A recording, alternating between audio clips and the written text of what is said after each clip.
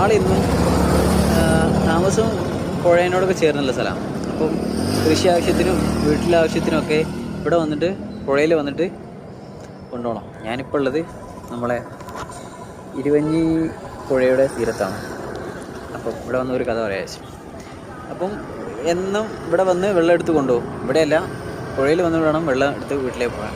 അപ്പം ഇങ്ങനെ തോളിൽ വെക്കുന്ന തരത്തിലുള്ളൊരു ക്യാരി ചെയ്യുന്ന സാധനമല്ലേ, ഇങ്ങനെ ഒരു ദണ്ടുണ്ടാവും.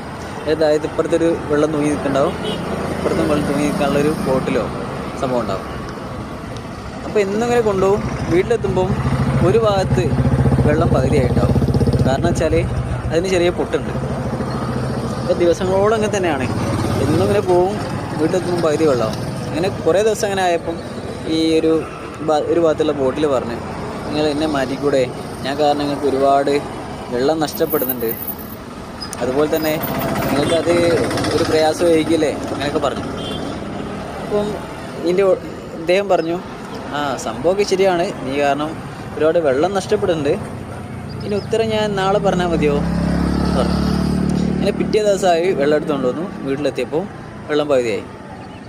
എന്നിട്ട് വാ നമുക്കൊന്ന് കാണിച്ചു തരാമെന്ന് പറഞ്ഞിട്ട് അങ്ങോട്ട് പോയി. അപ്പം പൊട്ടിയ ഭാഗത്തുള്ള ഒരു സ്ഥലമല്ലേ, ആ ഒരു സ്ഥലത്ത് നോക്കുന്ന സമയത്ത് ഒരുപാട് തരത്തിലുള്ള പൂവുകൾ ഇങ്ങനെ വിരിഞ്ഞ് നിൽക്കുന്നുണ്ട്. അപ്പോൾ ഞാൻ നിൻ്റെ കൊടുത്തിന് പൊട്ടുള്ളതും കൊണ്ട് അവിടെ ഒരുപാട് വിത്തുകൾ വിതറിയിട്ടുണ്ടായിരുന്നു, വ്യത്യസ്ത ഇനം പൂവിൻ്റെ. അപ്പോൾ അതൊക്കെ നീ കാരണം ഇപ്പം തളിർത്ത് വന്നിട്ടുണ്ട്, എന്നും വെള്ളം ഒഴിക്കുന്ന കാരണത്താൽ. അപ്പോൾ ഞാൻ ഒഴിക്കുന്നതല്ല, ഞാൻ നിന്നെ കൊണ്ടുവരികയാണ്. ആ സമയത്ത് നിൻ്റെ ബാക്കി വെള്ളങ്ങളൊക്കെ പോകുന്നത് ഈ ഒരു പൂവിൻ്റെ മേലേക്കും അവിടെയൊക്കെയാണ്. അതുകൊണ്ട് തന്നെ അവർ നന്നായിട്ട് തളിർത്ത് വളർന്നിട്ടുണ്ടെന്ന് പറഞ്ഞു.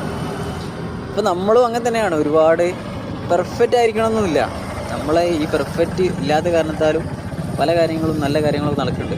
അപ്പോൾ നമ്മൾ ചിലപ്പം പെർഫെക്റ്റ് അല്ലായ്മ പലർക്കും ഉപകാരം ആയേക്കാം. നമ്മൾ എങ്ങനെയാണോ അങ്ങനെ തന്നെ മുന്നോട്ട് പോവുക. അതിൽ സന്തോഷം കണ്ടെത്തുന്നവർ ചിലപ്പോൾ ഉണ്ടാവും, നമ്മളെ കളിയാക്കുന്നവരൊക്കെ ഉണ്ടാവും. പക്ഷെ അങ്ങനെ തന്നെ പോട്ടെ. നമ്മളിലൂടെ ആരെങ്കിലും സന്തോഷിക്കുന്നുണ്ടെങ്കിൽ ആ സന്തോഷം കൂടി ഏറ്റുവാങ്ങിയിട്ട് പോവുകയാണെങ്കിൽ വളരെ നന്നായിരിക്കും. Bye, see next video.